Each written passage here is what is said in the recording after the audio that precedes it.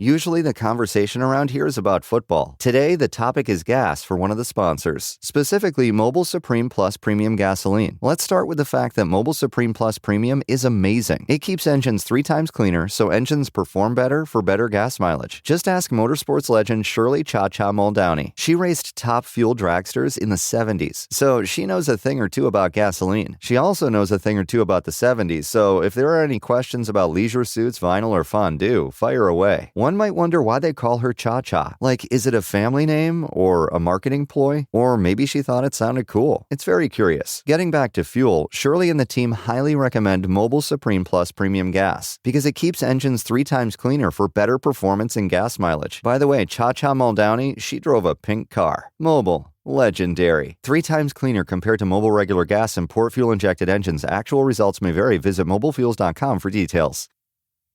Why are we watching this again? I'm kind of proud of it, though. With the sound, Dude, it looks pretty good. You should be fucking proud. Oh, my God. Hey, run, run, run, run, run, run, run. My headphones are fucking flying Flopping all over the place. Yeah, that shit is gold. Welcome back to New Heights 92%ers, a Wondery show produced by Wave Sports and Entertainment. Woo! And brought to you by Buffalo Wild Wings. Oh, Let's go Sports Bar. Gotta love BW3s, baby. Yes. We are your hosts. I'm Travis Kelsey, my big brother Jason Kelsey, out of the University of Cincinnati, and rightful owners of the Victory Bell. Shout out to the Bearcats getting it done over there in Miami. I forget what the actual name of the city is. They're Hamilton Oxford? City or something like that. Yeah, there it's it is. Oxford, right? Oxford. There you go. Getting it done after a tough loss to Narduzzi and the gang in Pittsburgh. But yeah, we're rolling, baby. Subscribe on YouTube, Wondery Plus, or wherever you get your podcast. Follow the show on all social media at New Heights Show with 1S. Jason, why don't you tell the people what we got coming up? Trav, we got another incredible episode. We're going to get to the Chiefs' thrilling ender versus the Bengals, I love the energy. as well as the big Jason Kelsey Monday night extravaganza, where all the Atlanta fans are probably really tired of seeing me, and I fully get it. I'm sorry you had to sit through that, Falcons. Oh, no. They want to see more of you. We're also going to break down the biggest stories from across the league, including a brand new meaning of the term chunk plays. That's right. Can't wait to get into that. Ooh. But first, as always, we're going to get to the other new, Anna. the new news. New news coming in hot. New news. Hey, here's some new news. New news is brought to you by United Airlines, where good leads the way. Man, we got airlines in on this. We're airborne now? Crazy. I'm going to take a United Airlines flight this weekend. Are you? Are you guys United out in KC? Yeah, that was actually the slogan for the team last year was United. Nice. I love that. Had nothing to do with That's a good. the airline. That is a good. That's. I've never thought about that. United Airlines using that as like. Yeah. It had nothing to do with the airlines. I think it just had to do with United. Is that how United Airlines became United? Did they unite? They were once an ununited airline, and then they gathered all the airlines together, and then they became United. What's the history of United Airlines? That's a great question, Jason. I don't know if we got a really good show. United Airlines. I don't know if we got enough time to Google these things. Does United Airlines have a Wikipedia? Yeah, it does. Everything has a Wikipedia. This is crazy. United traces its roots to Varney Airlines, VAL. That's a big name upgrade to United. Yeah, I'm not getting on Varney Airlines. Whoever's decision that was to go from that name to United. They should have got paid. It wasn't their founders, probably. Walter Varney is the one that founded Varney Airlines in 1926 in Boise, Idaho. Ooh, the Idaho gang. Okay.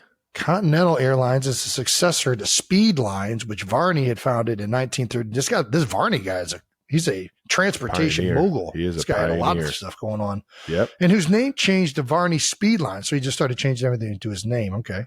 In 1934. Then VAL flew the first privately contracted airmail flight to the U.S. on April 6, 1926.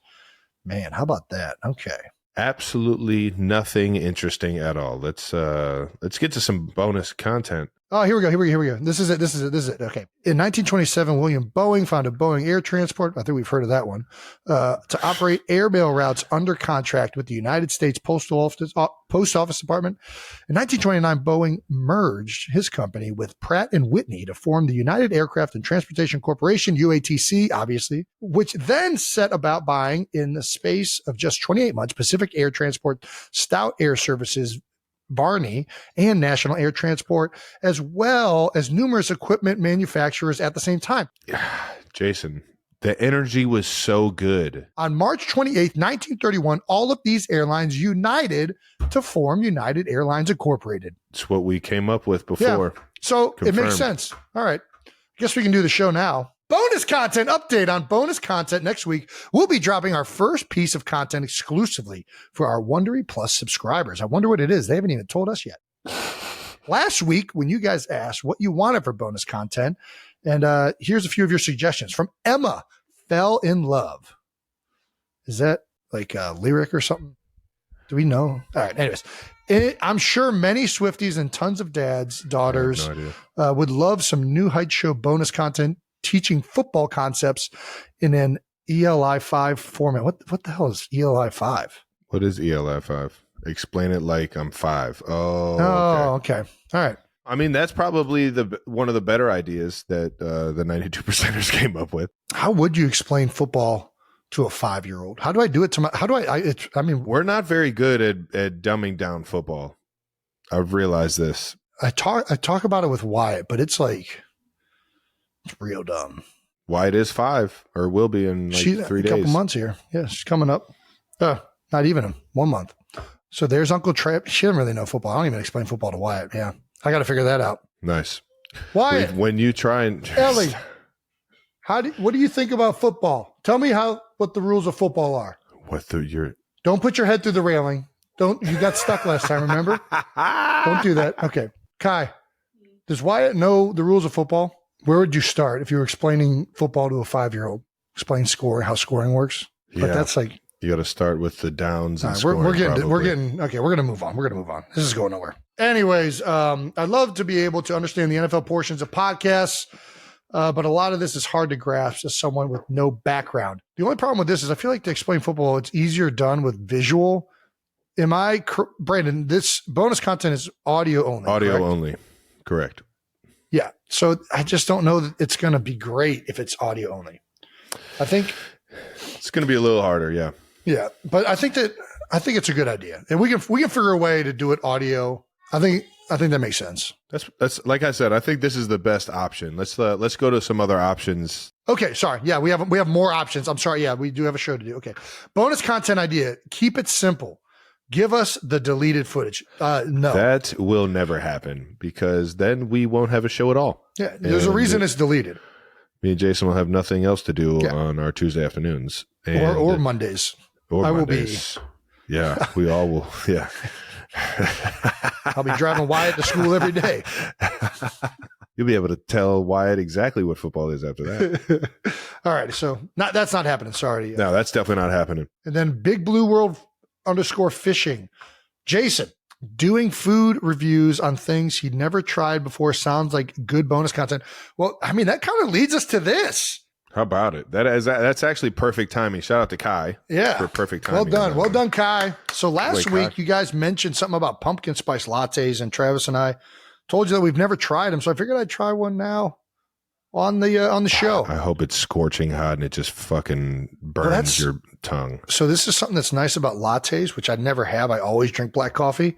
Yeah. The milk, it's never scorching hot because you have the milk in there. So it's always drinkable.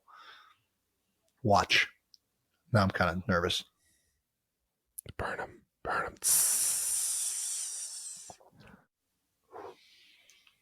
Not gonna lie, it's pretty good. Nice. Give us a review. Tell us as if it was bonus content. It doesn't taste like coffee. Okay, so not coffee. If you don't like the taste of coffee, I highly recommend this. I think that's all lattes. Yeah. I mean, it tastes like it almost tastes like somebody melted. What are those old school? You remember those old candies that you had in like grandma's house? The butterscotch, cooked like little candies. Oh, baby. The gold wrappers. Yeah.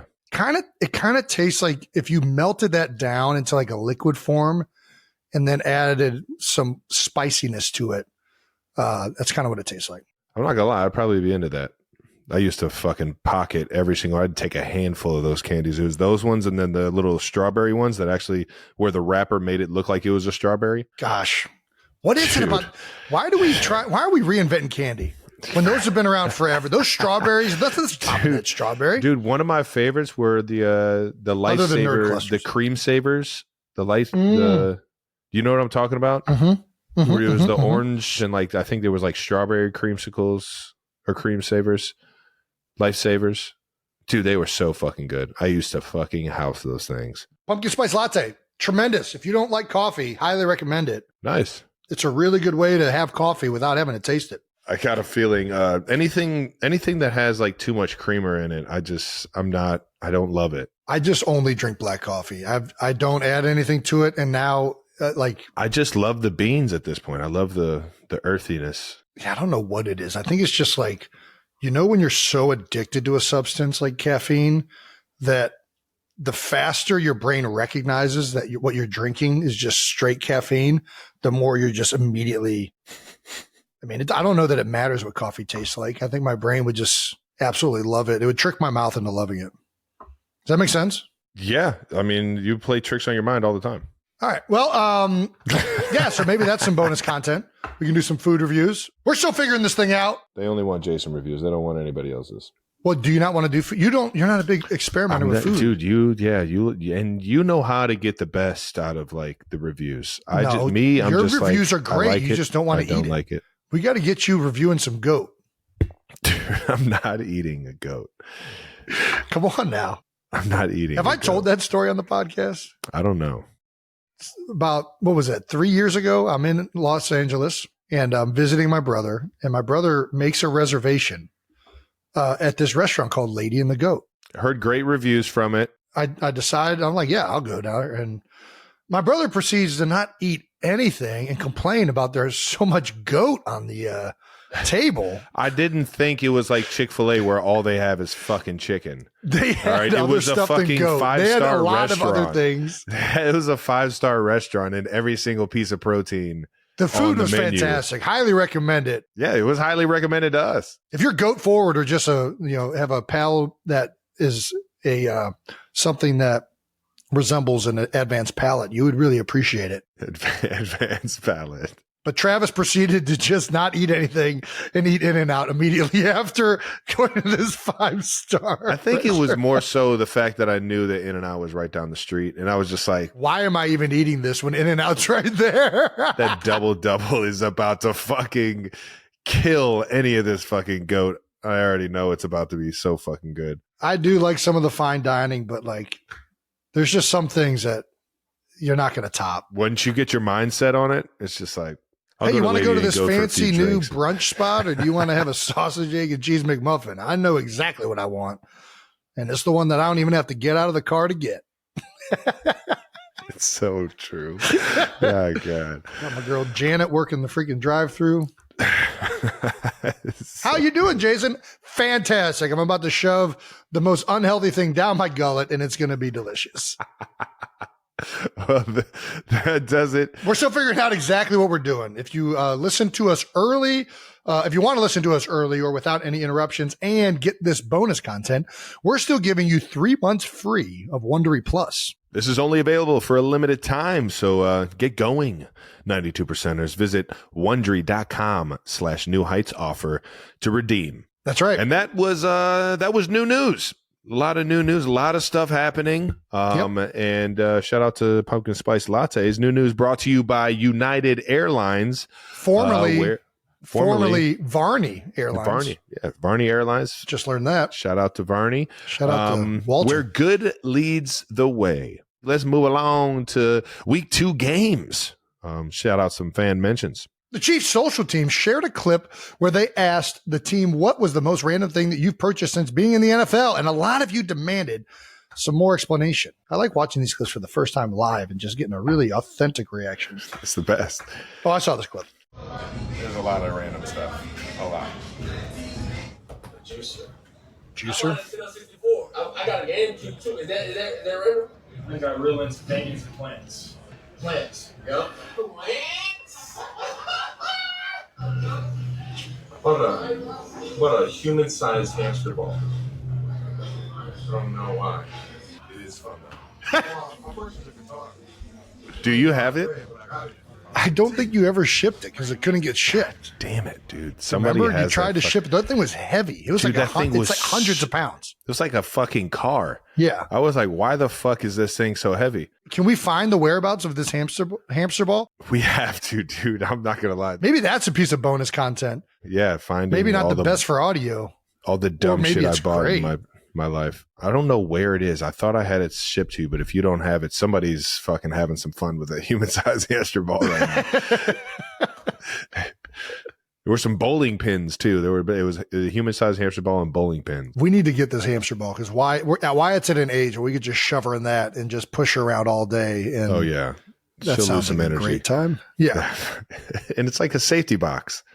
That's Yeah, you why can't even get hamsters hurt. can go in there. Yeah, keeps them away from all the cats. if you guys don't know what we're talking about those inflatable giant balls where Yeah, the inside human-sized is hamster hollow, ball. Yeah. and you kind of can go in there and run around and move. I mean, it's exactly what Travis is saying. And that is by far the most random shit that I've ever bought.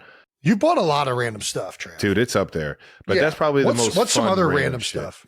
Ah, man. You're a big art collector. Yeah, I do have a bunch. I got a bunch of trinkets. I just have shit. Yeah. I have so much shit. Loads and loads of shit.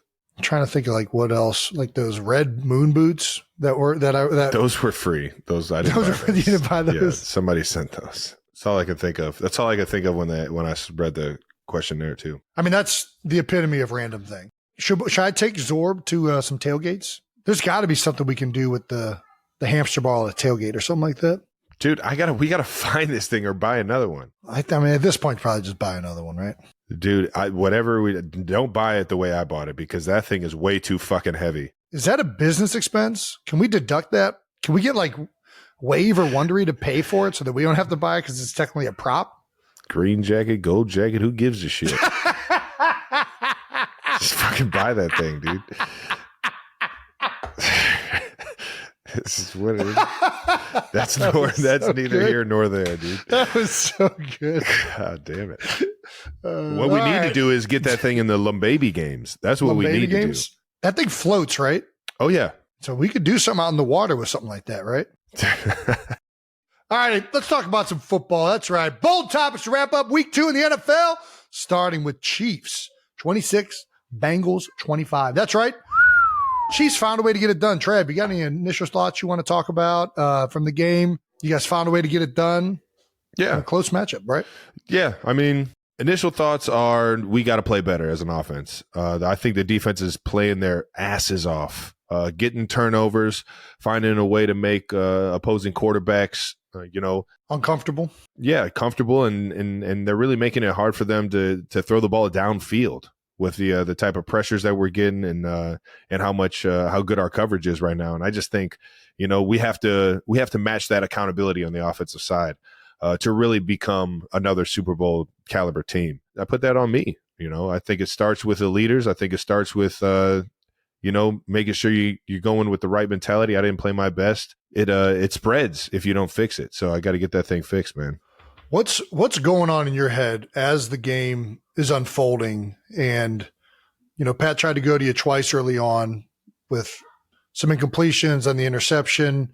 And then you only had one catch. Like, what's going on in your head as this game is unfolding? Well, there's a lot of things that have to go right for anybody to get the ball, outside of our running back where you're literally just handing it to him. If you want to catch the football, 1, it has to be the right play. 2, it has to be the right coverage. And 3, it has to be, everybody doing their job up front and on the back end in terms of running their routes for everything to kind of match up and be in sync. And, it's just for whatever reason, these past 2 games, it hasn't gone that way for me. And that's football, man.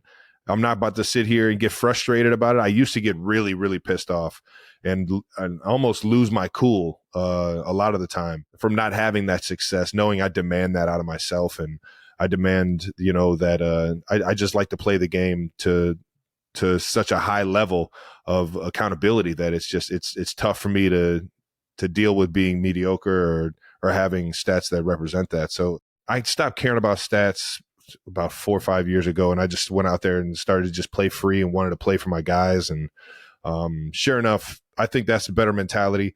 You think about it more play by play and what your job is on that specific play. And I think moving forward, it's just, how can I be better in those moments? What's the issue? Am I not getting out of my route fast enough? Am I not, whatever the situation may be? It's all play specific anyways, but you're always looking at the film, looking at the scheme and trying to, perfect it more and more each week. And, typically you see these kind of games earlier on, and then you keep trying to get better and better and more accountable for the guys around you, man.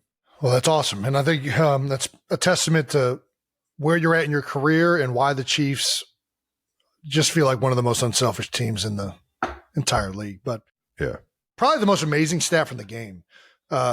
With the Chiefs win, the NFL teams are now 1 in 151 since 1991, when the team doesn't get 300 yards on offense, allows 21 plus points on defense, commits 3 plus turnovers, and convert 15% or less on third downs. It's insane. Yeah.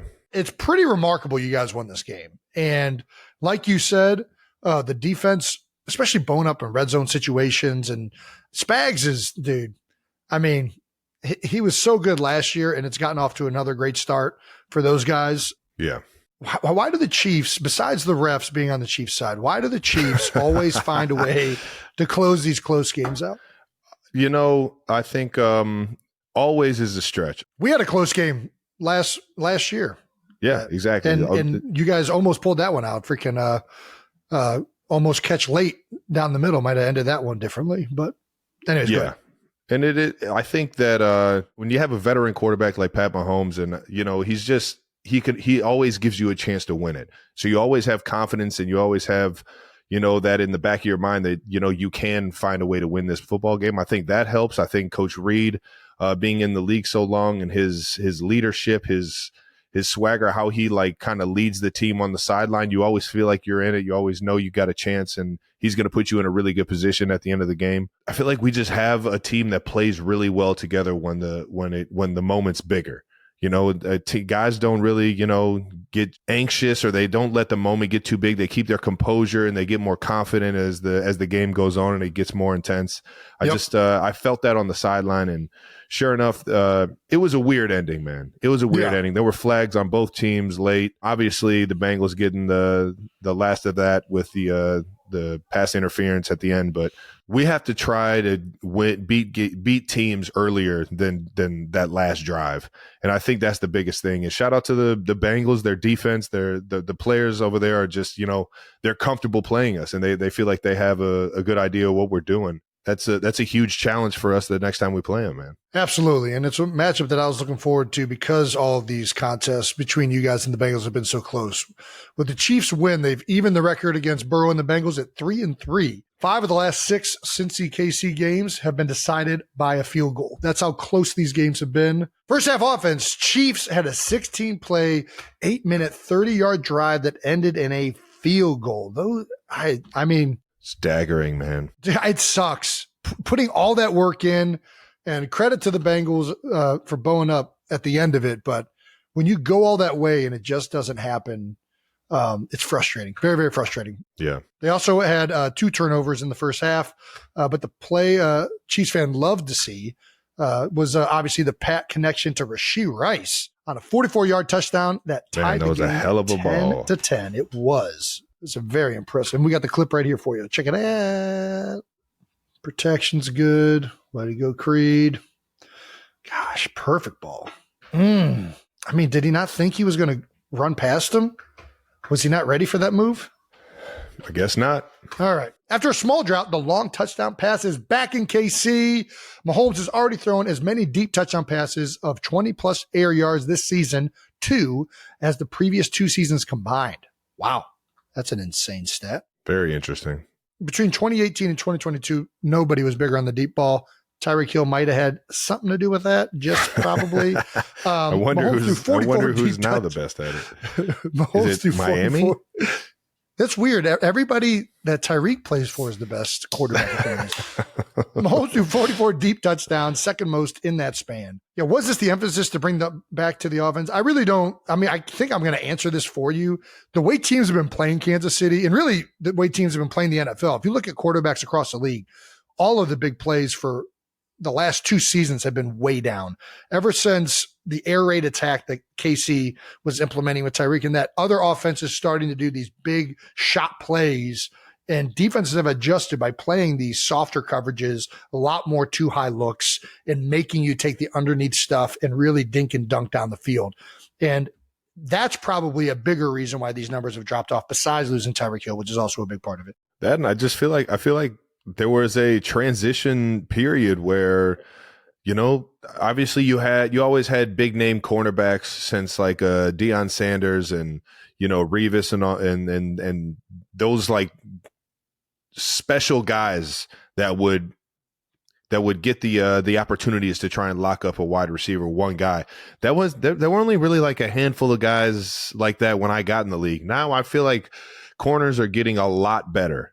Corners are starting to understand, what kind of routes, how guys are released. And I just feel like the defenses are evolving a lot. And on top of what you're saying, everybody's kind of just keeping that umbrella over the back end of the defense and kind of limiting those big plays downfield. Absolutely. As well as the second level guys. If those guys are backing up, the second level guys are getting a little bit more depth, and running backs and the underneath routes, the defense is like taught to like rally to those tackles instead of giving up the huge plays, man. Absolutely. And it's something that's the kryptonite to that, which is why we're seeing it a lot in the NFL right now, is running the ball. Yeah. And you guys, that we mentioned that 8-minute, 30-second field goal drive. First half, you guys were running the ball all over them. It felt like you were really moving the ball on the ground well.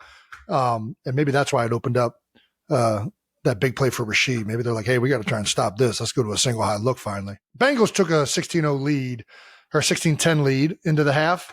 And then coming out, second half, we get right to it with a thick 6. Oh, yeah. Wanye. I'm a big fan of the thick 6. Even though Trav was wide open too, it's okay. We're happy for the big fella to get the touchdown. Always happy when a big fella gets in. He hit it too. You see his dance? Yes. Oh, yeah. He had a great celebration, man. I don't know what he calls that, but he was getting it. Marshall Newhouse on X. I was like, that's more than 3 pumps. That's a penalty.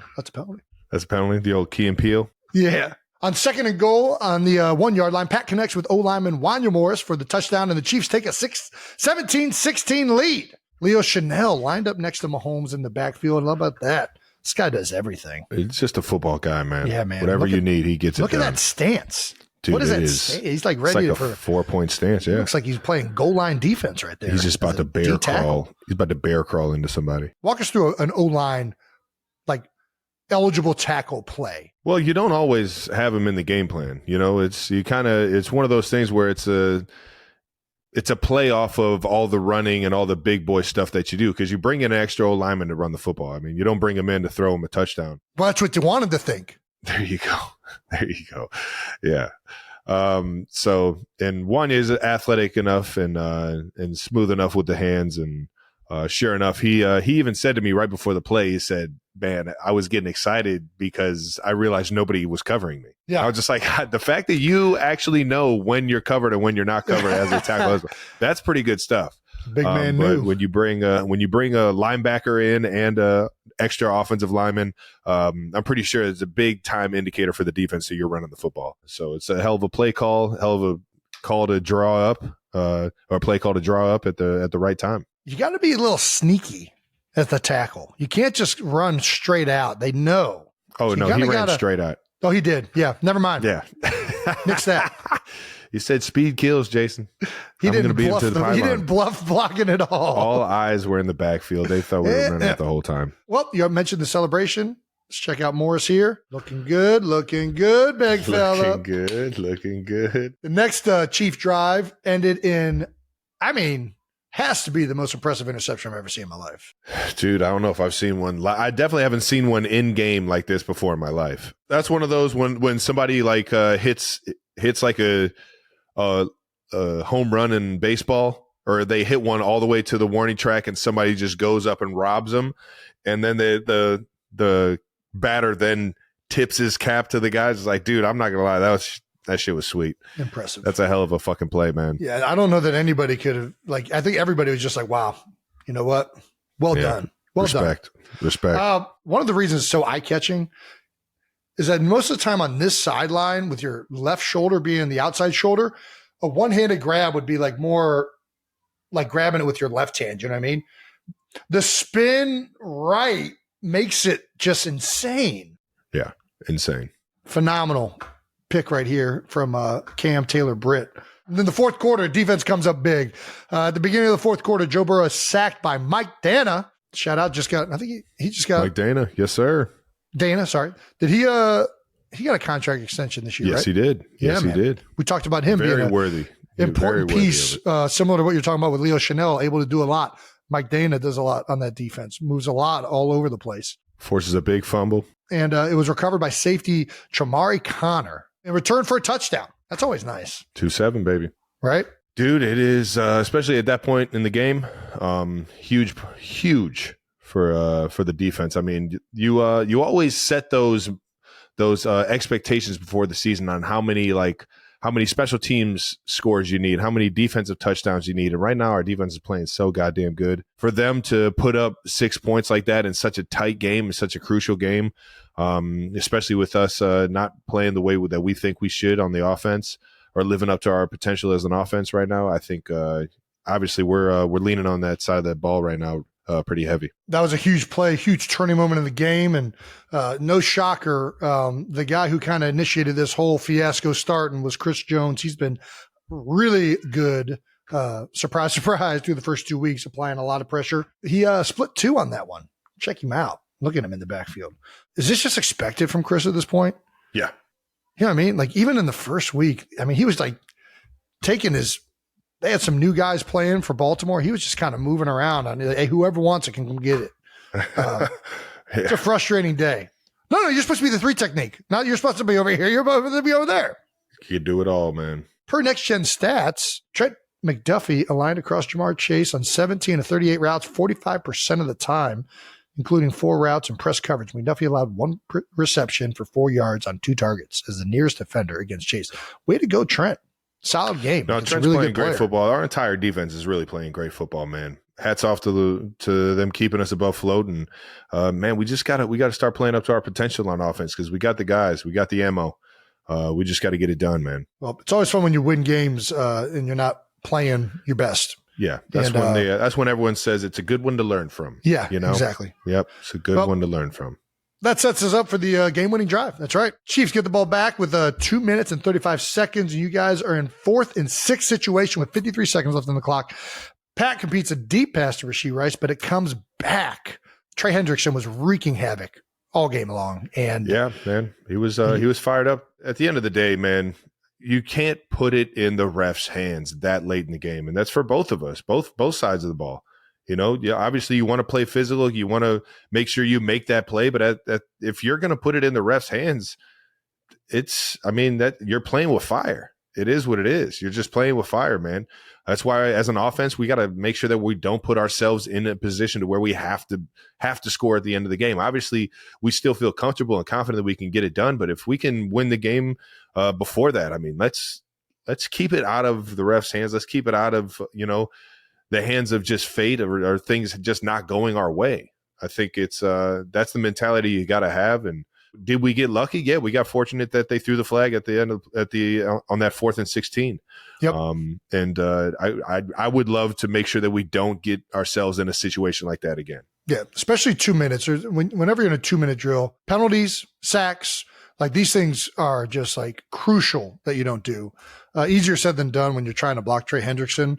But yeah, that one almost killed you guys. And you guys get bailed out at 4th and 16 with 48 seconds left.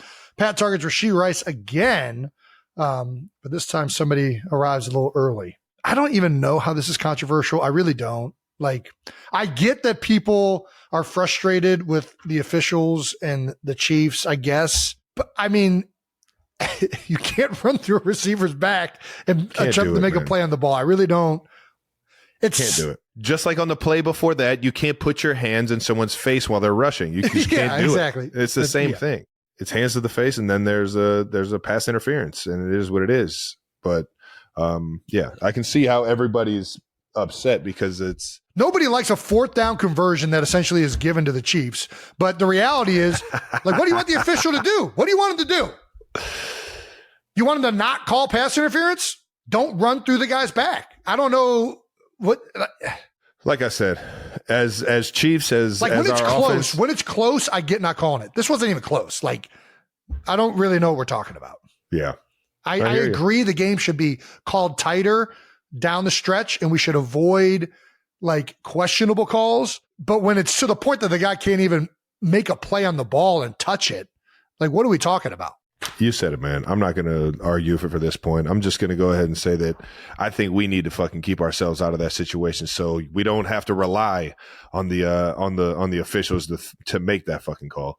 But sure enough, they made the call. Harrison Butker comes to save the day yet again. Harry for the win. Absolutely nails a 51-yard field goal. All of us had a lot of confidence in him, but always there's always just that lingering feeling. You know, you're just sitting there like, come on, Harry. Come on. You got to do it again for us, big guy, please. And sure enough, he came up big for us again, man. Absolutely. Chiefs are now 2-0. Some disappointing news following the game, or maybe this was out right before, but Hollywood Brown was put on IR. It was before the game. It was right around game time. So Hollywood Brown was put on IR before the game, and unfortunately, Isaiah Pacheco is now injured and is going to miss about 6 to 8 with was it tibia or fibula? Fibula, one of those two. I think it's it's fibia. It's one of those. One. Yeah. That was an aggressive hit. Even when it happened, I was like, oh my gosh. You could see that he just had a guy in his legs and he just kind of got folded over top of it. But hopefully Pop comes back. That sucks, man. He's been playing unbelievable football, man. High energy, just a guy you love blocking for, you love playing the game for, you love playing the game with, man. It's just, an all-time teammate of mine, man. I love Pop, and it sucks that, how well he's playing and how comfortable and how fast he's moving right now with the ball in his hands, that he has a setback like this. But I expect him to be back better than ever in 68 weeks, man. On to next week. You guys have the Falcons in Atlanta. Trav, the last time you played the Falcons, the Chiefs won both games. Actually, you've played them twice in your career only. Wow. 2016 and 2020. Chiefs won both games. The last time you played the Falcons in Atlanta, it was at the Georgia Dome in December 2016. 8 receptions for 140 yards. That's a good day, Trav. There we go. Ooh, damn. It's been that long since I played in Atlanta. I guess I had a few preseason games there, but I haven't played a regular season game in Atlanta yet. Yeah, that's crazy. Man, yeah, I remember that one. I think that was the first My Cause, My Cleats game, actually. Oh, wow. How about that? That's how long ago that thing was. Yeah. All right. Well, good luck in Atlanta. Shout out to Eric Berry and that pick 6. Down in the ATL. Whew. Atlanta loves me right now. LeBron's stat of the game. Patrick Mahomes has 2,424 completions in 98 career starts and surpassed Matthew Stafford for the most completions by a player in his first 100 career starts in NFL history. It's good company. Yeah, definitely good company. We also got to talk about your historic streak, Trav. I know the game didn't go the way you wanted it to as far as receptions, and unfortunately it ends the longest NFL streak in history with a player receiving at least 3 catches. That's right. Sunday marked the first game since September of 2018 where Travis Kelce did not get at least 3 catches. It snaps a streak of 114 games, the longest streak by any player in NFL history. Not only is that the longest streak, the next closest is our guy Antonio Brown with 81. Mahomes' quote, we played 2 opponents. We play a lot, and they have a plan on how they're going to account and defend Travis. But as the season goes, he's going to get his catches and he's going to get his yards. So, yeah. And I could have played better, man. It is what it is. All right. Could have played better. Could have ran better routes. Could have got out of my breaks a little bit faster. Knowing Hendricks was on one. And it's just, you see things, Monday morning quarterback. You see things better after the game and realize how you can play better and be better for your teammates. And sure enough, I've always had that accountability. I've always been my worst critic, and I'm going to, remain my worst critic. I think that I can improve a lot for my guys and be there for Pat in a lot of different situations. But like I was saying earlier, it takes a lot of things to go right for somebody to get the football. I'm just fortunate that Coach Reed and this offensive staff has given me that opportunity and, has the confidence that I'll be able to get it done. I love it. Love it. All right, now let's move on to some Monday Night Football at the Link, where you get everything Jason Kelce. Dude, there's a lot of Jason Kelce. Dude, and the people loved it. They actually they wanted more of Jason Kelce because they wanted to not only see you hype up those birds before the game, but they wanted to see you answer all the questions. Yeah, that's right. That they had for you after. Atlanta had to deal with me for 4 hours before things got rough for the Eagles, and they were like, "Oh no, come back in the booth, Jason. Where are you at now?" Jason, answer us what happened. And rightfully so. Listen, I want to apologize to Falcons fans watching because I understand that you just had to watch just a Philadelphia celebration in a parade of a former player coming back home. We all deserve to see that. That was what people wanted to see. ESPN did a great job. Yeah, I'm just going to say I want to apologize, but I'm not going to because it was fucking awesome. I'm just going to let you know it was a lot of fun. That's the first one. First time. I mean, how crazy is the first time I'm back in the building? I'm commenting on a game. Shout out to Roger Goodell for scheduling that one, or whoever was in charge at NFL headquarters for making that happen. Even if we're going to get to it, but before the game, being out in the parking lot, the countdown, being up in the booth with Joe and Troy. I mean, it was really, really awesome for me. So selfishly, I am like just beyond happy that was kind of how I get to remember my first time being in the Link, not as a player. It was so cool, man. At the same time, I fully understand why a bunch of Atlanta people hate my guts right now. So I apologize. Well, let's get to it, baby. Jason's Monday Night Homecoming. That's right. We went back to Philly, headed back to the Link for the first time since he was playing there for a little Eagles Atlanta Monday Night Football action. And just like any homecoming, it was about the pregame, and boy, oh boy, did you not disappoint. And by the way, Philly did not disappoint because you weren't the only one there. It was an entire showing of how faithful those birds are and how excited they are about this football team and how good this football team could be. And you made it to the Eagles tailgate. That's right. And made sure to hand out some garage beers. I remember what section, what I think there's like C2 or something like that. I can't remember where this was in the parking lot. I'm surprised you remember any of this, Jason. I thought you were going to black out. I've seen those dance moves before that we're about to get to, and typically those sober. I know you don't believe me.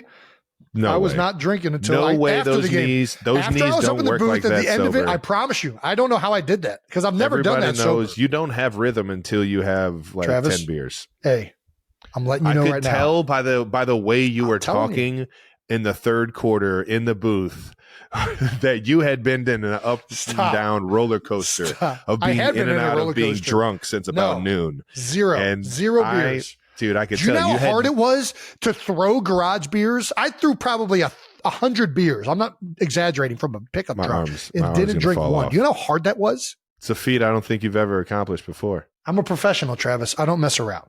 I respect it. No, this tailgate was awesome. A bunch of these guys had been to the golf outing, right?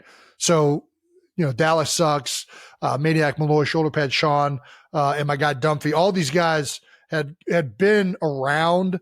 And I wanted to, I'm like, man, I've seen these guys at all these events throughout the years. They've cheered me on. I want to be out there with these guys. I don't know how we got to like throwing garage beers. I think I got up on the top of the truck where they were smoking an alligator, which is pretty gnarly. I don't know if you've ever seen a smoked alligator covered in bacon. The fuck did Philadelphians get an alligator? I don't know. I don't know that. I think that they just kind of do it. I remember having alligator one time. And it was when fried alligator when we were down in Florida. Yeah, we went to like that county fair down in Florida, and they had gator nuggets. Yes, and they were delicious. They were fucking phenomenal. Yes, and that was the first time I was like, "Damn, I didn't know people were out here eating gator like this." That's what we're doing down here. We're just catching gators like we're catching fish. Just going out there and fucking reeling them onto the boat and putting them over a fire. That's right. Very interesting. Well, they've smoked it all day. It was delicious. They like stuffed it with like cheese and whatnot, covered it in bacon. Oh my God. I was getting different pieces. I was getting the tenderloins. I ate a piece of the cheek this. right off of the freaking face of it. It just tastes like lobster almost. It was delicious. It was very good. What the fuck? It's kind of like a lobstery chicken. I don't want to hear that. You're ruining my day by telling me this shit. It was good. Just letting you know. I'm in on just about fried anything. Fried gator is probably as far as I'll go on the gator train. All right. But either way, sounds very eventful because you don't always have gator at tailgates up in the Northeast. It's not a regional delicacy. But either way, it certainly was an event. They also had cheesesteaks. They had a bunch of food at this tailgate. It was incredible. The fans were into it. Everybody's getting ready for Monday Night Football. And we just so happened to have like 1,000 garage beers. So I just started putting them in koozies and chucking them like grenades. Yeah, because koozies are it's like bubble wrap. It's safe. I was basically, yeah, exactly. I was basically playing jackpot with an entire parking lot of Eagles fans. Throwing full beers might as well be assault. I mean, none of them. I was making eye contact. I almost took out a Jeep window, but I was making eye contact. Crushed a moonroof. It might be cracked, but it was electric. Dude, throwing beers further than like 20 yards, 15 yards that thing, that's dangerous. No, it's got the koozie on it. It's wrapped in the koozie. There you go. Soft. Nice little, yeah. It reminded me of the parade. Every time the parade comes around, you're on the floaty, people are throwing you beers. So it felt like it had been reversed. Dangerous. Now it's time to throw the beers the other way. Catch this wrath. Dude, but I was making eye contact. There were some, not going to lie, there's some talented people in that parking lot at catching beers. I don't know if they can catch footballs, but if some of these guys can catch footballs as good as they catch beers, they might want to try out for the Eagles. You fucking idiot.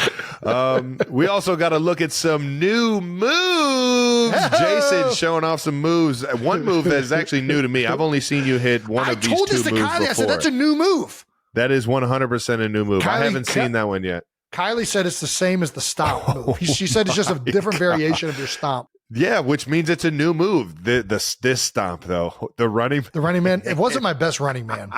I've been better at running man. So those knees are getting up though. That's what I'm saying.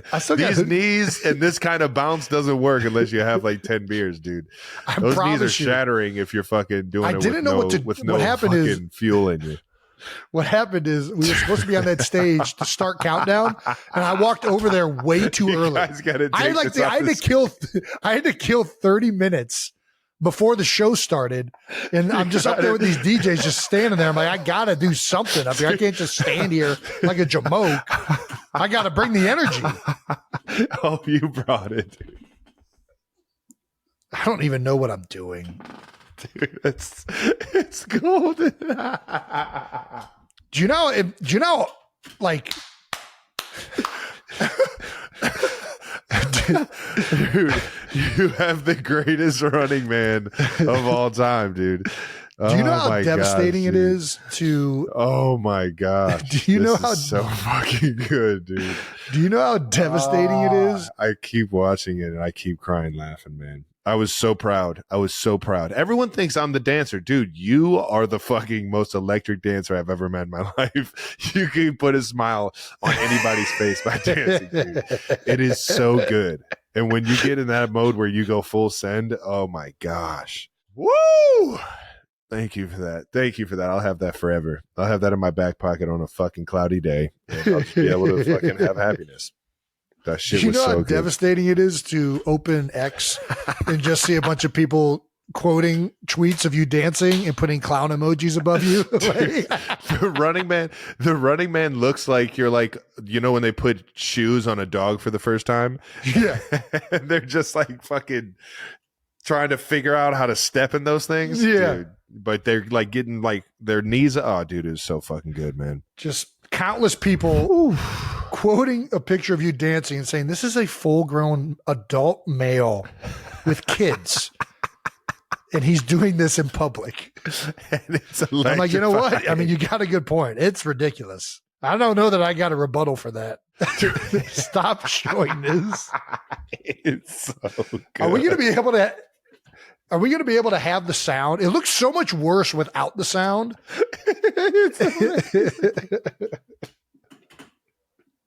It's going to look terrible. It doesn't make any sense. The sound doesn't, I mean, it doesn't make it that much better. It's still ridiculous, but. God damn it. That's so good. Well, it was so good. Even Pat Mahomes had to get a little comment in there on X saying with a lot of the crying emojis, go crazy then, Jay Kels. And that is what you did, man. You snapped. You went crazy on them and gave the people what they wanted. Pat's seen these dance moves up close and personal. This is why ESPN hired you, Jason. This is why. You're doing them. Are you an expert at football?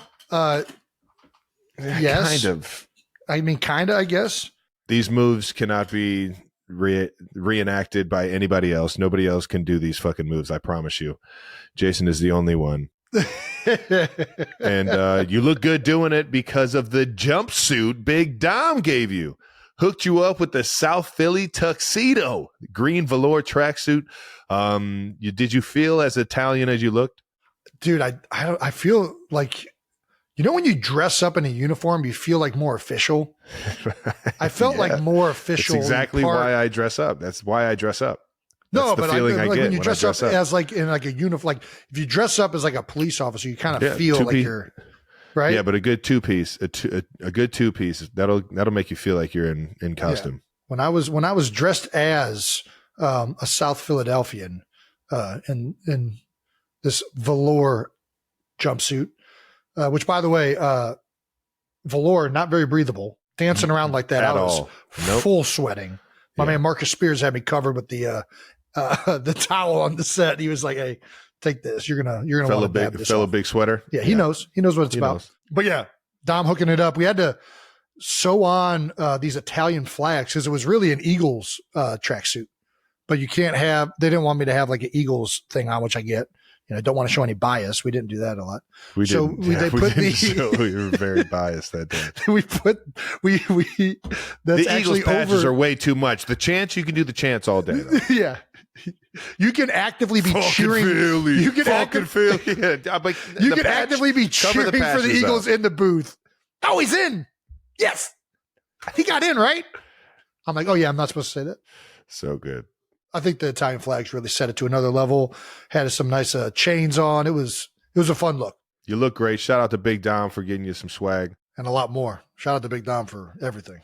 Then we got to see why Jason is making Monday Night Countdown the greatest show on TV. And dude, it was fun seeing you in your element, but even last week, man, it's cool to see that you are now one of the guys that is driving the love of sports. Yeah. You know, I think it was so cool to hear that you were getting offered by everybody and you were kind of torn between a couple different networks. But when you chose ESPN, I'm like, in my head, I'm like, man, he's going to be like a Chris Berman. He's going to be like a SVP. He's going to be like a Rich Eisen and growing up and fueling that love for the sport of football. And I just, you know, I was so fucking proud of seeing you doing it last week in San Fran, and even this being in your moment with Fletcher Cox and Nick Foles, yeah, baby, doing the Eagles chant before the game, to even being in the booth with Aikman and Joe Buck, two legendary guys in the booth, and obviously a Hall of Famer in Aikman. It's just it's so cool seeing you in this moment and seeing you in this next phase of life in football. And man, I just couldn't be more proud of you, brother. The shit's absolutely fun, man. It's fun to watch. I appreciate it. I really do. I think first week, definitely nervous. This week, there was so much going on. I was nervous a little bit. It's interesting being up there. You're trying to say the right thing and get things, formulate responses in real time. It's difficult. There's a whole new respect that I have for anybody that does this. Like it's difficult. The pre-show is difficult. The booth, I mean, Joe and Troy, going up there with those guys was trying to fit in. And I was like, man, I don't want to. You don't want to overstep. Yeah, I can. You don't want to overstep, but also there's a chemistry between calling a game with the play-by-play and the color guy. And they have it down pat better than anybody. And tell me if I'm being an idiot. Yeah, I don't, it's like, it was very, very humbling to be up there. Coach me up. Yes. Coach me up. Dude, I'm here to get coached. I don't want to I can definitely respect that. I feel like I took that mentality this offseason in a lot of the different I don't know, acting roles and acting, all that shit. Everything that I did in the offseason, I was like, yeah, just let me not fuck this up. Yeah. Coach me up, tell me how to go about this.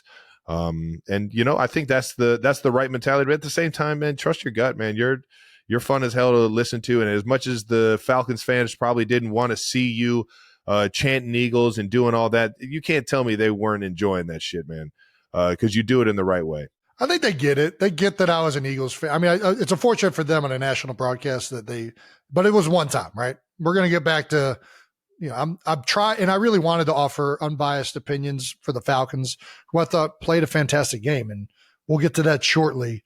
But this was really cool to be back in Philadelphia. It was awesome, and this is probably the one chance I got to kind of solidify my retirement as a player. And to be up on stage with Fletcher Cox, a guy that retired the same year as me, Nick Foles, I mean, a guy that I won a Super Bowl with, Super Bowl MVP, and then all the fans, it was really, really fun moment. So I can't thank ESPN enough for, I don't know, man, just like letting this all happen. I don't know. It was like, no, I hear you. I hear you. It seems a little much, but they definitely, they looked out for you. And I think it was a great look for ESPN, and it made everybody really excited to watch Monday Night Football, not only yesterday or last week, but in the future, man. You guys are doing a great job, and don't want to not give credit where it's due. SVP, Ryan, Clark, and Spears. I mean, those guys are the fucking best, man. I love seeing all you guys throughout the game and throughout the evening talk about ball, and you guys always have great takes on it, man. So shout out to the Monday Night crew. We also had, speaking of Eagles fans that you were just thanking that were there, Big Rod Dunphy, the Eagles super fan, on stage, and Jason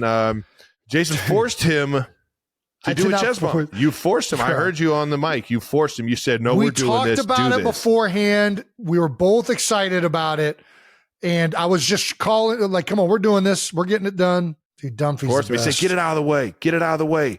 You move. Iconic. You move. You ready? Let's do this. Oh, nice 3-point stance by the big guy up top. And, man, in quotes from Big Dunphy, fucked my whole knee up, but it was so worth it. Yeah, it's not funny. He's the funny thing was he texted me after I was asking about him, and because I didn't know that happened until afterwards. I see on Twitter. He has also tweeted that he waited until after the game to get it checked out. Dude, he stayed the whole game. That's gotta be a good sign, right? I can't leave. This is first Monday Night Football game. The Birds game home opener. I can't miss this one. The guy's fucking electric. Said it was so worth it. Yeah, I mean, it was an electric chest bump. It's a big dude chest bump. Bro, I chest bumped the fucking Philly superfan with the fucking Phillies fanatic snout over his back. Are you kidding me? That thing was awesome. That was I mean, I hate that he got hurt on it, but he's a fucking legend though. Well, moving on to to another part of the pregame show was your interview with Jalen Hurts. Yeah, baby. You guys it was awesome to see the interview because you guys just have so much respect for each other, and you guys could tell that everyone could tell how close you guys were when you played, and you're just so appreciative of each other's, work ethic and leadership. And I don't know, it was just really cool, man. I don't know. I mean, he was more loose than I was. I'm in the interview and he's calming me down, which is just like, I don't know. I think, like you said, there's so much familiarity there. I think he knows that I'm the one who's doing something. He's done 1,000 interviews. There ain't nothing new for him. now I'm on the opposite side asking these questions, and he kept it light for me. So it was awesome. It was really cool to chop it up with him. Yeah, it's a different world. It was interesting. It was weird being in that bubble and sitting across from a teammate. Yeah, it's pretty crazy. He'll get more normal, but I thought it was great. The tone that he had freaking made, and it was just like when we played. I don't know, man. He's just got a way about him. He really does. Well, let's get into the game a little bit then. The Eagles 21, Falcons 22 on Monday Night Football. Not the way the Eagles planned it, and it came down to a play call here, a play call there, or a big play made here or there, and it just didn't go their way down the stretch, man. Falcons come back and steal the win on a Kirk Cousins 2-minute drill, ending with a TD pass to Drake London, and obviously that Jalen Hurts interception there after that with just seconds left. The initial thoughts on the game, brother? Listen, it was a great game. It was. It was. Yeah, It was I a think fun it one was. to watch. Both offenses kind of struggled early on and started to catch their stride right towards the end of the first half. And then in the second half, it felt like both offenses were functioning really well. The offensive lines of both sides really controlled the line of scrimmage, I felt like. I think in particular, I got to give Atlanta, like, you watch that first game that Atlanta played against Pittsburgh, and TJ Watt and Cam Hayward were giving that offense a lot of issues. Everybody's talking about Kirk Cousins, and he's not the same quarterback. He can't move anymore. There was a lot of narratives out there after week one. Yeah, well, prove that wrong. And they got him up under center, got him into doing a lot of things that he's probably more familiar with throughout his career. But really the big thing was, bro, they were running the ball, and they were giving him a lot of time back there. And I think that offensive line, that was a big bounce back game for Atlanta. In particular, they're running outside zone. I mean, that was a clinic tape of outside zone. Yeah. Cutting on the backside. It was a battle of two really good fucking running backs. Yeah. And really good offensive lines. They get after it, man. I keep looking at the Eagles' offensive line, and I'm like, dude, since you left, they have become the biggest offensive line in the world. Well, I think they were already enormous. But yeah, adding Mekhi Becton. Holy shit. It's a big wall. Every single one of them. Yeah, it's unbelievable. Yeah.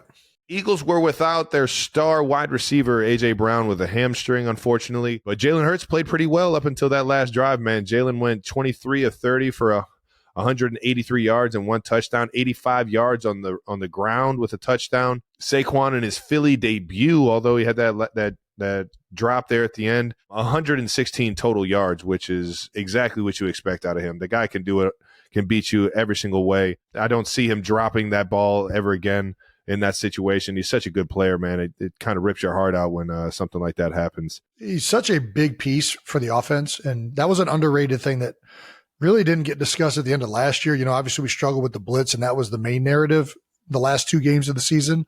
But another big piece is A.J. Brown's hurt, and I just think he's an equalizer, man. He's one of those guys, Alshon Jeffrey used to say it, even when I'm covered, I'm not, where like at any time he's there and you can throw that ball up to him and he can make a play on it. And, it opened it up a little bit for Smitty, which I don't know that I've had a teammate that I respect more in my career in Philadelphia. There's guys I respect as much, but Slim he's just such an awesome dude. So happy that he got a little bit more. Seeing him eat last night. Yeah. He was killing it. Yeah. Jalen, I thought, was a lot more composed. I thought he played great. And even the rushing yards, like the scrambles, it felt like he was trusting the pocket more, staying in there. And then he would push up when it wasn't there.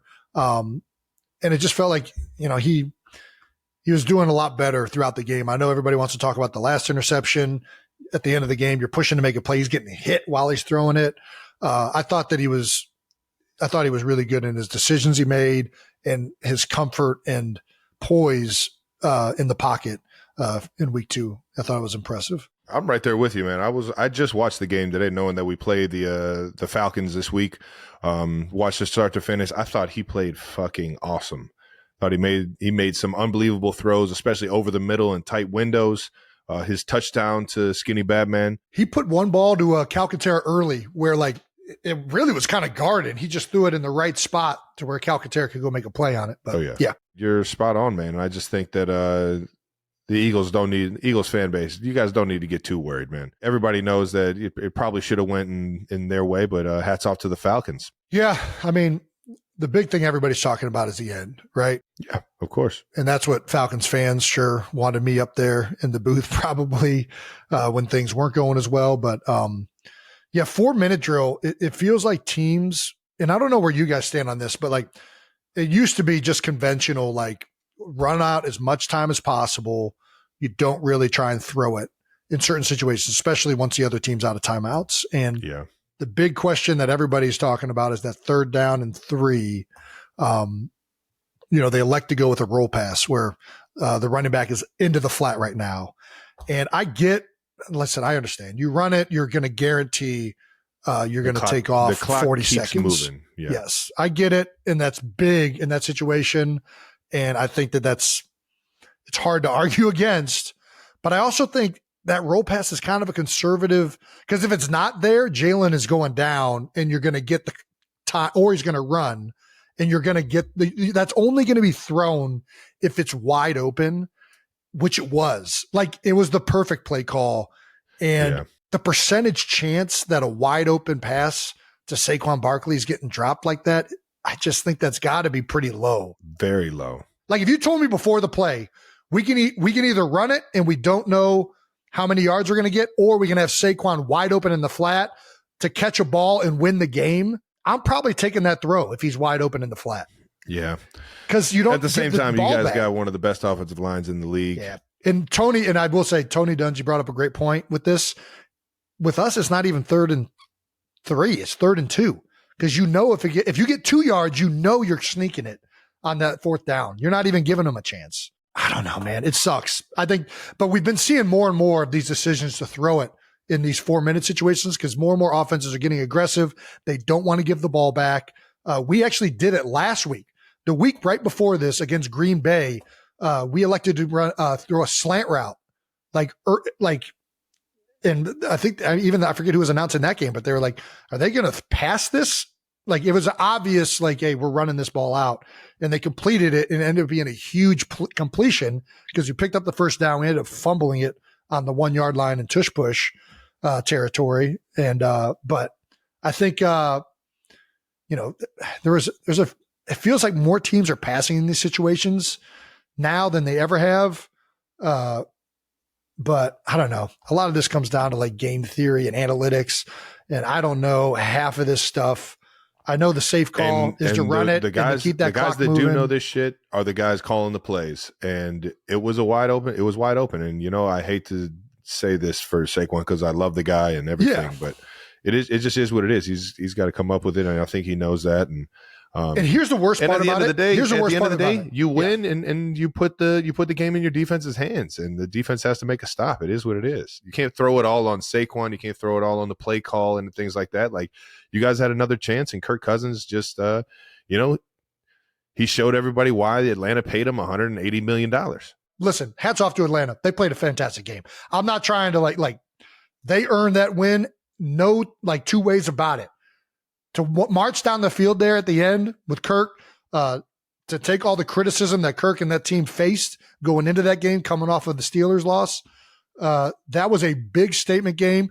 Offensive line, huge bounce back game for those guys. They played fantastic up front for the Falcons. I'm with you, man. I don't think I've seen, I might have mentioned this already. I don't think I've seen cut blocking like that at this day. Like, you don't see people on the backside cut anymore. Chris Lindstrom was a cutting machine. And that ball kept winding back when it wasn't hitting front side. I mean, it was an impressive performance by the Falcons offensive line. It was an impressive bounce back game for Kirk. The coaching staff adjusted wonderfully. They got him under center, got him into things that he's done well his whole career. Listen, I'm obviously an Eagles homer, but I'll give the Falcons credit all day. They played their ass off. And to come into Philly after a game like that, that's a tough matchup. They answered the bell for sure. Well, with 1:40 left, Kirk Cousins drives 70 yards, gets the go-ahead touchdown to a great route ran by London, and with 34 seconds left, the Eagles did have a final drive. And I'm not going to lie, man, with a couple timeouts in your back pocket, it's enough time to get a field goal. 100%. I was kind of waiting to see if they were going to pull this off. Yeah. Not kind of. I was. I fully expected Jalen. I had a little juice that Jalen was going to find a way, man. And I'm sure he wishes he had that one back, looking back on it on film. But at the same time, throwing it up to Skinny Batman's always a pretty good chance. Did he get hit as he was? I mean, I know he was getting hit pretty much while he was throwing. Did that affect the ball? I don't know. I have no idea. Either way, it looked like in real time. But. The final drive ends in an interception to Bates. Any final thoughts, brother? No, like I said, I kind of closed it out. I thought Atlanta played a really, really good game up front. I thought the Birds played well on offense. I thought the Birds played well, yeah. Yeah, I mean, both teams did a good job in the red zone of keeping guys out for the most part, but then the offenses got going there towards the end of the game, and Atlanta just executed a little bit better. We talk about this, these mistakes, this is the margin of victory in the NFL. And you guys, the Chiefs operate so well in these end of game situations at being disciplined and not beating themselves. when it's this close, the teams that do that better ultimately end up winning more games in this league. And it's just frustrating because it was right there. But outstanding game by Atlanta. It was right there for them too, and they were the ones that capitalized. So shout out to Kirk. Shout out to that whole offense. Shout out to Raheem Morris. They got it done. And I know it ended up like it did, but at the same time, I'm putting the ball in Jalen Hurts and Saquon Barkley's hands at the end of the game to win it. Even after that kind of game, those guys have the ability to finish it off and get the wins, and I don't think that trust is going to waver either way. I think you guys got everything you need to be a great team over there, man. Right. All right, Birds have the Saints down in New Orleans next week. How do the Eagles bounce back after that game? Listen, I don't know that there's a hotter team in the NFL right now than New Orleans. You see what they did to Dallas this last week? And Panthers. Well, the Panthers one was like, it's the Panthers. But I'm just being honest. Like I think everybody after the Panthers win, they blew them out, which is impressive. Anytime you blow out an NFL team, that's impressive. It doesn't matter who it is. Yeah. So it was an impressive win, but Derek Carr, when he's on, he is a very good quarterback when he is on. Oh, I know. But this week in Dallas, you know how good Dallas has been in Dallas? I don't think they lost a home game outside of the playoff game last year. Like that, the Cowboys in Dallas have been very formidable, and they went in there and just put a whooping on them. I don't know. There's a hotter team right now than New Orleans in the country. This is a huge test and a huge game for the Eagles to try and bounce back from. Their offense right now, I'm a big fan. They're doing the same thing with this. Like, they got to figure out how to stop outside zone because that's all freaking the Saints ran again. I mean, not all, but yeah, Dallas got a heavy dosing of outside zone with Kamara, boot, shots down the field. Like, you better be ready. It's coming. So they're going to have to stress. They're going to stress you east and west. If I know Vic, there's going to be some accountability being held. That's for dang sure. And they got the guys. They just got to execute. Come on now. Let's move on. We're going to get to the biggest storylines from across the league outside of those two games in week 2 right now. Right by now. Big on close games. 11 games were decided by one score, including 5 that featured the game-winning score in the final minute of regulation or in OT. One of those close games was record-breaking in a Buns way. Unfortunate for the Giants, I suppose. The Giants lost to the Commanders 21-18 and became the first team in NFL history to score 3+ touchdowns, allow no touchdowns, and lose in regulation. Damn. The Commanders only had field goals and got 21 points. Oh, they probably had a defensive touchdown? I think there were a few different other ways they scored. Yeah, had to be, right? They didn't kick 7 field goals, right? Anybody? Waiting on Brandon? You are the slowest Googler. Man, it's not a quick hand.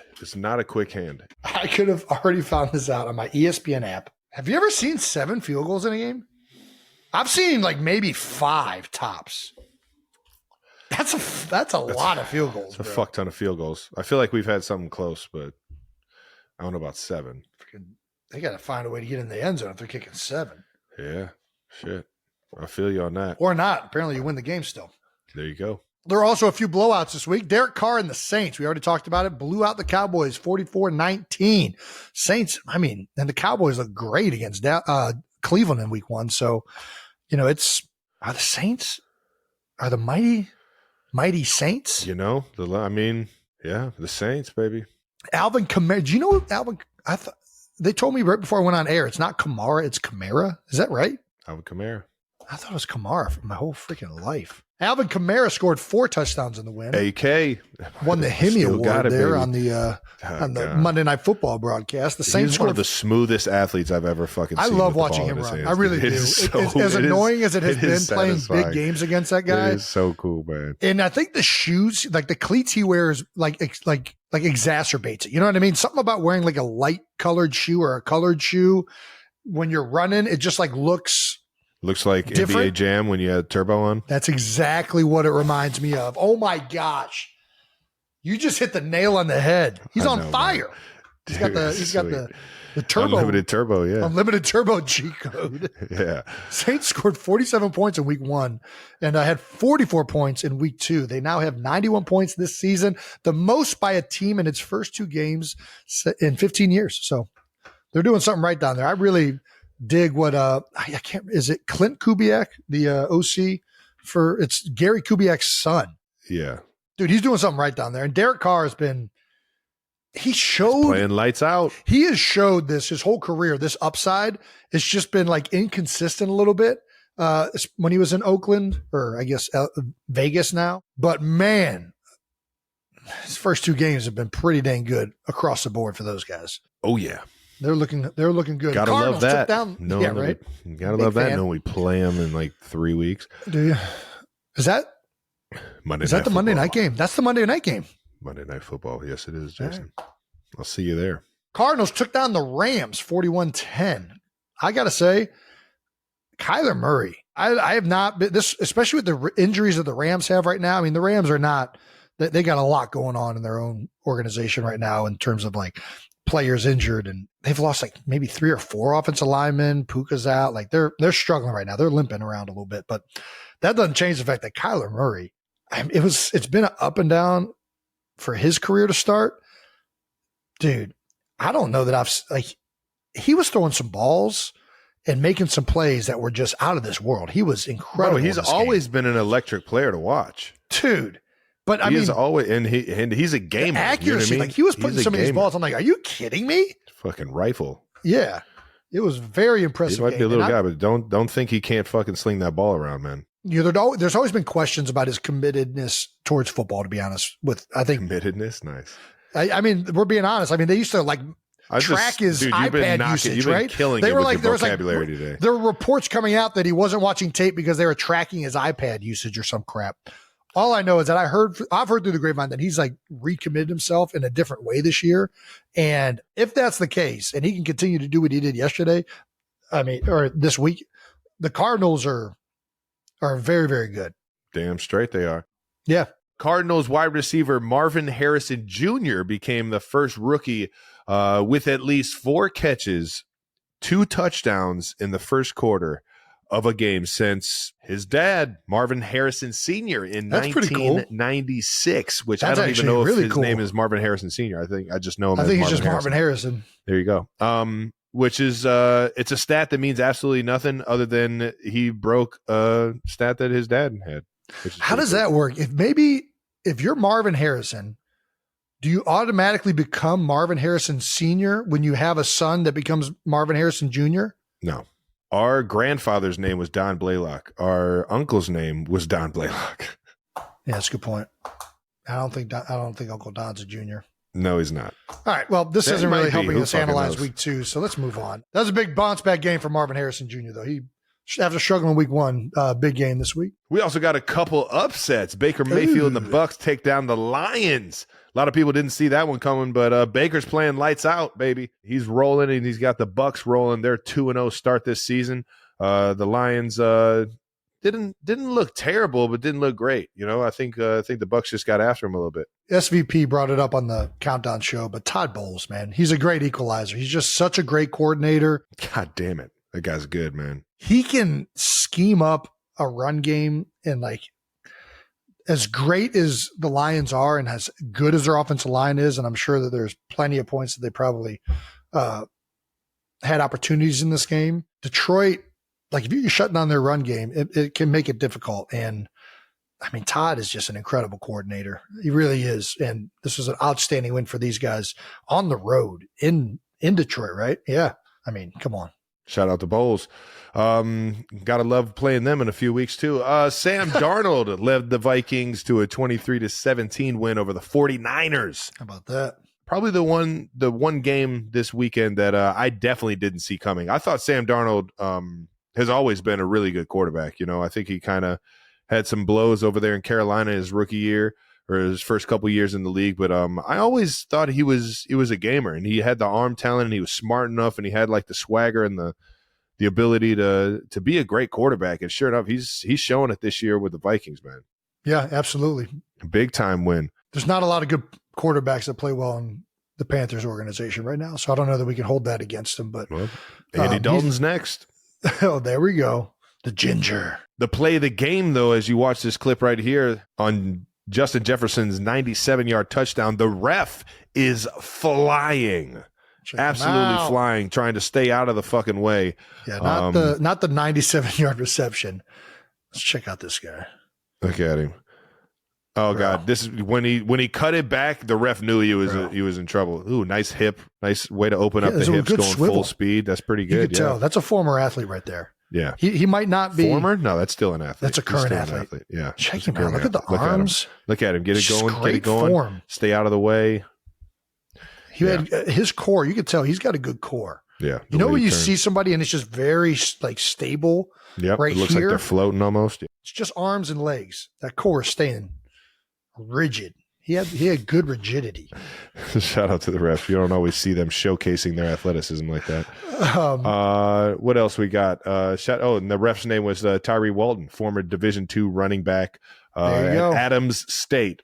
Adams State. There you go. Second year as an NFL official. There you go. Well, he's showing real good promise. Yeah. All right, taking officiating to new heights. Shout out there. The biggest surprise in week 2. Where are we going with? I'm going to say Darnold. Man. I do. Darnold, I think it's the Vikings over the 49ers, right? Yeah, it's got to be. It has to be. It has to be. Shout out to everybody else. I mean, the Saints blowout was a big one too. Cardinals. That's not that surprising. Raiders beating the Ravens. Another big one. That was surprising. God damn, Max Crosby, man. Fuck. That guy's getting better. Just when you think he's fucking one of the... He's topped out. Just when you think he's topped out. You know who's looking... Dude, Aiden Hutchinson is wreaking havoc right now. Really happy I don't have to play against that guy anymore. Yeah, ditto. All right. Petty game ball. In more news around the league, Steelers QB Justin Fields introduced the world to the petty game ball during the postseason... during the post-game press conference. Fields was quoted, "I think we all know Russ kind of got done dirty last year. It was awesome getting that win for him. He got a petty game ball, so it was great getting a dub for Russ." There you go. I didn't know they I've never heard of that term, but I love it. I'm not going to lie. I think a game ball is a game ball, whether it's petty or not. Sometimes you just get motivated to win a game for a guy playing his ex-team. There you go. Coach Tomlin declined to share more when asked about petty game balls. I can't give you all the ingredients to the hot dog. You might not like it. So now I'm even more interested. Like, what the hell are we talking? I thought it was just a game ball. There's more to it than just even the petty game ball. And what all are you putting on the hot dog, Coach? Yeah. You're a relish guy? There's not a lot of ingredients in a hot dog. Yeah, hot dogs are pretty. Actually, you ever seen how hot dogs are made? There's a lot of stuff that goes into them. But once the hot dog is solidified, God, I don't want to talk about it. It's like ketchup and mustard and relish. So there's only so many sandwich options. Nice. Let's move on to the keep going. Puke balls. We went from petty game balls to puke balls.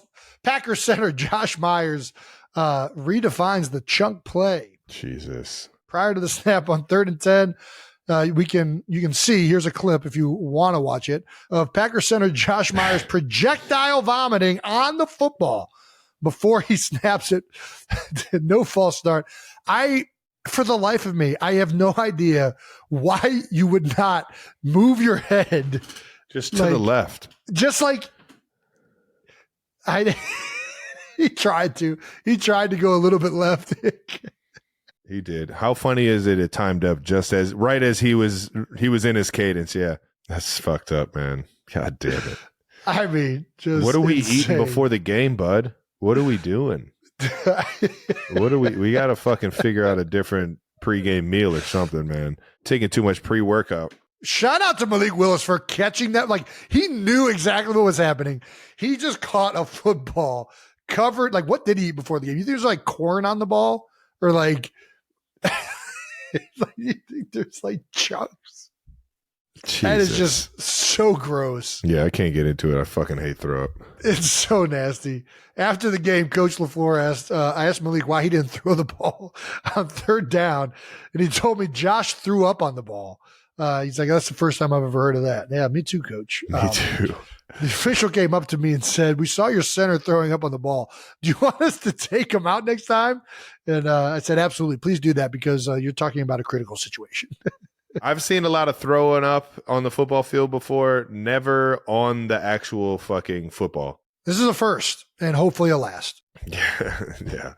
Jason, were you able to snap a vomit ball without issues? I have never snapped a vomit ball and don't ever plan on doing so. So yeah, I got nothing for you. Yeah. Us Kelsey's can't not offer a hold perspective liquor. on that. Moving on to some no dumb questions. Wrap up the show this week with no dumb questions because there's no such thing as dumb questions. 92%ers, just dumb people. And no dumb questions is brought to you by our friends at NFL Sunday Ticket on YouTube TV, my favorite way to watch the NFL on Sundays. NFL Sunday Ticket bundled with YouTube TV gives you the most live NFL content all in one place. Terms and embargoes apply. Going on to from X, it looks like Amelie. I have no knowledge about football, but what would be a good sentence to drop during a game so my family thinks I know what I'm talking about? Ooh, I kind of like this. Somebody who doesn't know football, what could they be watching and say something and people kind of be like, oh, he kind of knows what he's talking about. Good catch. When you see them pass that yellow line, yell, oh yeah, first down. First down, yeah. Oh, if the team with the ball starts getting towards the end zone they're trying to get to, when they're inside the 20, say, oh, they're in the red zone. Red zone's a big word. Red zone offense is a big deal. Big deal. Oh, when you see them fake it to the running back first and then throw it downfield, that's called a play action. Play action. See, you're doing better at this than I am. If you see a running back or somebody with the ball hit somebody with their offhand, that's called a stiff arm. Oh yeah. Say, ooh, nice stiff arm. That's a good one too. When it looks like a defensive player is moving really fast and playing like really physical, just say, man, that defense is playing fast and physical. Yeah, there you go. It's pretty simple. You can just make up whatever and it'll shake. You're good. If they try to run a quarterback sneak, make sure you tell everybody that's a 92% chance that's going to be successful. Yeah. It works 92% of the time. Use your awareness around you and feel how the room is. If there's a penalty and you hear a lot of people saying, just yell at the refs. Context clues. Yeah. Yell at the refs. Just be like, that was a shitty call. You know? Yeah. If the quarterback gets touched at all, make sure you like just be like, that's quarterback. That's roughing the passer. Roughing the passer. Why the fuck I'm an idiot. Say it. Yeah, if the quarterback gets touched, just that's roughing the passer. Yeah. What's a good one? Touchdowns or when the offensive team gets in the end zone. Got to take the points. Got to take the points there. Nice. How do you explain analytics say go for it? Analytics say go for it is a great one. Anytime it's fourth down, say analytics say go for it. Especially like fourth and shorter, like 4th and 2, 3, 4th and 1. Analytics are telling you to go for it here. I think that's enough. We hit it though. You use that stuff and just like I said, use your context clues. People are getting excited. Say something exciting. Yeah, there you go. People are getting pissed off around you. Say something that really fucking pisses you off. And typically you can yell at the refs and it works. Shout out to all the refs. Moving on to Gillian from X as well. Jason, what was your favorite book you read in college as an English major? Travis, what's your one random law or idea you remember from criminal justice? Why does Gillian think I was an English major? Did I ever say I was an English major? I have no idea. I didn't I even was know. A marketing major. Yeah, and I definitely didn't get a degree for criminal justice. My favorite book I read in college as a marketing major was probably Outliers. I really did like that book. Travis has referenced that book a lot. Our friend Malcolm Gladwell. Just a fan of Malcolm. I really don't remember much of the book, but he's fun. He makes it informative. Yeah, I thought that was a really, really good, not only pertinent class for marketing, pertinent book for marketing, but it was a good read. So yeah, and that's probably the only book that college made me read that I really actually enjoyed, if I'm being honest. Law or idea? I think one of the ideas was called the broken glass theory. If it's kept, if it's cleaner and kept up nice, they're going to want to keep it nice. Look behind me. You can see how nice I keep my house. All righty. That does it for No Dumb Questions, brought to you by our friends at NFL Sunday Ticket on YouTube TV. Don't forget to sign up today at youtube.com/NH. That wraps up another episode of New Heights. Thanks to everyone for tuning in and putting up with our shenanigans and football commentary and whatever else we talked about. Make sure you're subscribed on YouTube to the New Heights channel and follow New Heights on the Wondery app or wherever you get your podcasts. Reminder, you can listen to new episodes of New Heights early and ad-free right now by joining Wondery Plus in the Wondery app or on Apple Podcasts. You heard the man. Once again, New Heights is a Wondery show produced by Wave Sports and Entertainment and brought to you by Buffalo Wild Wings. Hey. Let's go Sports Bar. Follow the show on all social media at New Heights Show with 1S 92%ers. And thank you to our production and crew for always making us look way better than we are. Make sure none of that deleted shit gets put on the bonus content. That'll really fucking get us all fired. And shout out to the 92%ers for tuning in. We love you guys. Peace. We'll see you next week.